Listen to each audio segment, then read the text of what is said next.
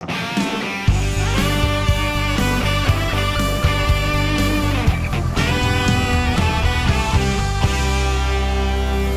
the hallways of an elementary school, there was a boy named Xavier.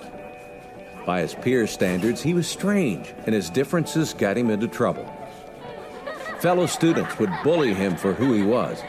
Teachers would discipline him because of misunderstandings. But in those tough times, a dream was kindled. Through the hardships came his dream to see people with autism given a voice, a hope, and a future. He chased his dream, became an advocate for autism, and started Xavier DeGroat's Autism Foundation, creating and promoting opportunities for people with autism. His valiant efforts make him more than a great person. He is a hero. With me tonight is Xavier DeGroat. Xavier's welcome. So happy to have you here. Thanks. In the video, it became very clear that your experience is like that of a lot of people with autism. They get misdiagnosed, they get treated sometimes as problem children, behavioral issues. You know, it must have been a challenge as you grew up and had people always either picking on you or misunderstanding you. What gave you the capacity just to keep your focus forward?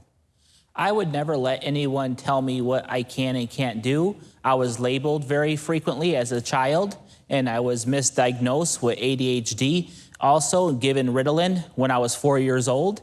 But I would not let any of my professionals or teachers tell me what I should and should not do, because I can figure out things in life as easily as anyone else in this world, as long as I'm given the opportunity to reach my potential with my dreams and fantasies. But I decided later on, as I faced many more challenges in high school than ever before, that I'm going to become an advocate and fight for others with similar challenges. You know, it must have been discouraging, though. You had people that picked on you, that kind of thing. What is it that most people don't understand about those with autism? People don't understand that people on the spectrum have very wide variety of skills and not always a disability, because they have several challenges that sometimes can lead them to be more fixated with certain subjects to go after with their own skills and not be considered disabled, but differently abled.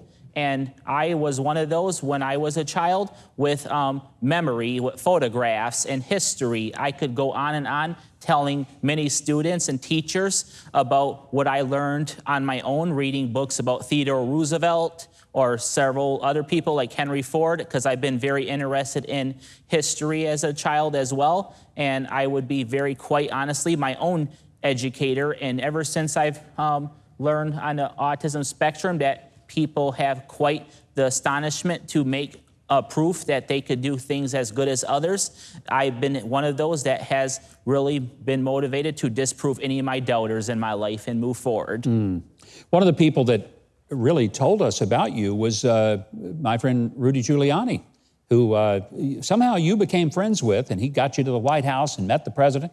How did you and Rudy hook up? I don't know that story. We met at the Ernie Els golf outing that we have every year in March, and down in Jupiter, Florida. And it takes place to raise funds, as Ernie Els' son has autism, and he raises a lot of awareness to help dedicate others with challenges throughout education. And he has a great school there that Mayor Rudy Giuliani is on the board of advisors on. And he said, I'm gonna give you my number. You're a great inspiration, man. Keep up the work and let's stay in touch, and I'll help you meet President Trump one day. And he did. He kept his promise, which I think is really extraordinary. When you met with the president, what did you tell him? Did you talk to him about autism and the need to maybe put a bigger focus on this for so many families?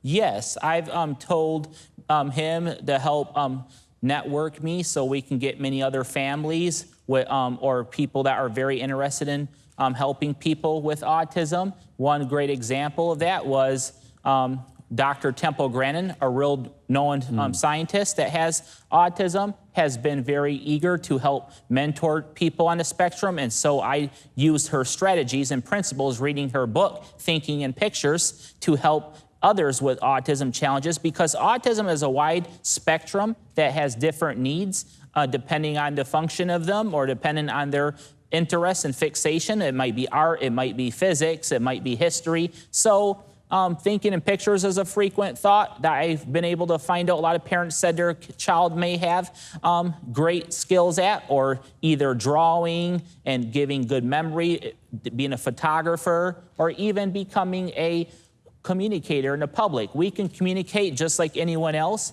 as long as we get great skills of asset and told that we can move forward with our own dreams like anyone else. Well, Xavier, I can tell you, you are a great communicator. You are a wonderful asset, not just to people with autism, but to help all of us better understand it. And we're so grateful to have you here. You are indeed our Huck's hero for a whole lot of reasons, and we're delighted to have you here. Thank you. Keith, I want you to tell our audience how they can keep up to date with Xavier and the wonderful foundation that he has created. Well, to find out more about Xavier and serve those with autism, visit XavierDeGroatFoundation.org and keep up to date with his mission by following him on social media.